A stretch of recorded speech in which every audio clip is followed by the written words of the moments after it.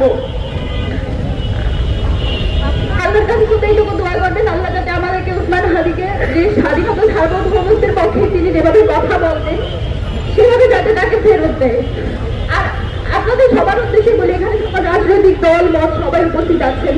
আপনারা গত 1 বছর ধরে আওয়ামী লীগ পালিয়ে যাওয়ার পরেও আপনারা যে কাজটা করতে পারেন নাই, আপনারা কালচারাল ডিসিশনকে অ্যাড্রেস করতে পারেন নাই। বাংলাদেশে একটা মানুষ, শুধুমাত্র একটা মানুষ পেরেছিল এবং আজকে সেটার প্রতিটা আপনাকে এইভাবে দিতে হচ্ছে।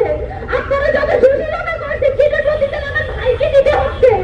আপনারা যেভাবে মিডিয়াকে তথ্য সংগ্রহের মাধ্যমে বারবার যেভাবে নেগেটিভ উৎপাদন করছে সেটা যে আপনারা সম্পত্তি উৎপাদন করছেন সেটার প্রতিটা আমার ভাইকে দিতে হচ্ছে।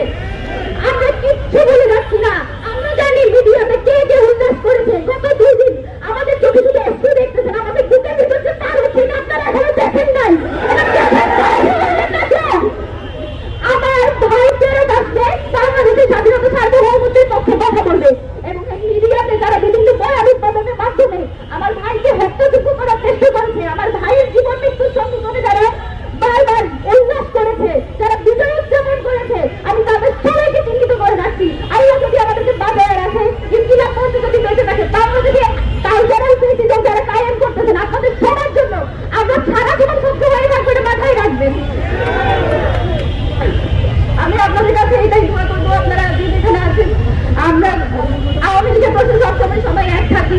আমরা এটুকু এক্সপেক্ট করি আপনারা ভোটের রাজনীতির জন্য প্লিজ আমাদের এই সব যে কয়টা মানুষ আছে, যে কয়টা মানুষ এখনো দেশের স্বাধীনতা সার্বভৌমত্বকে টিকিয়ে রাখার জন্য যুদ্ধ করে যাচ্ছে, সেই কয়টা মানুষকে প্লিজ আপনারা বিসর্জন দিন না নিজেদের এই ভোট ভোটের কারণে।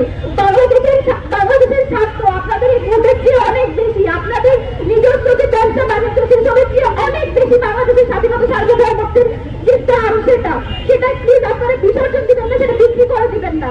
বাংলাদেশের প্রশ্নে, স্বাধীনতা সার্বভৌমত্বের প্রশ্নে ওসমান হাদি যেভাবে ভোকার ছিল, আপনারা তার আমি বিশ্বাস করি যারা তার ফেরত আসবে। আমার ভাই যতদিন আসবে না ততদিন পর্যন্ত আমরা রাজপথ ছাড়বো না। এবং আমাদের জামাই ভাই যেটা বলে গেলেন, উসমান হাদি যতদিন সুস্থ হবে না এই ঢাকা হাটের আসনে আসার কারণে এবং তার যে বয়ানগুলো ছিল, তার যে কথাগুলো ছিল সেগুলোর কারণে আজকে তার এই অবস্থা।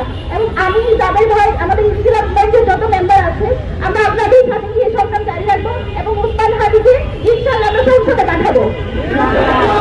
আপনাদের সবার দোয়া চাই, আপনারা সবাই আমার ভাইয়ের জন্য দোয়া করবেন। আল্লাহ যাতে তাকে সুস্থ অবস্থায় ঠিক আগের মতো যেভাবে বজ্রকণ্ঠে সে স্লোগান দিত, যেভাবে বলিষ্ঠ কণ্ঠে সে বক্তৃতা দিত, সেভাবে যাতে আমরা তাকে ফেরত পাই।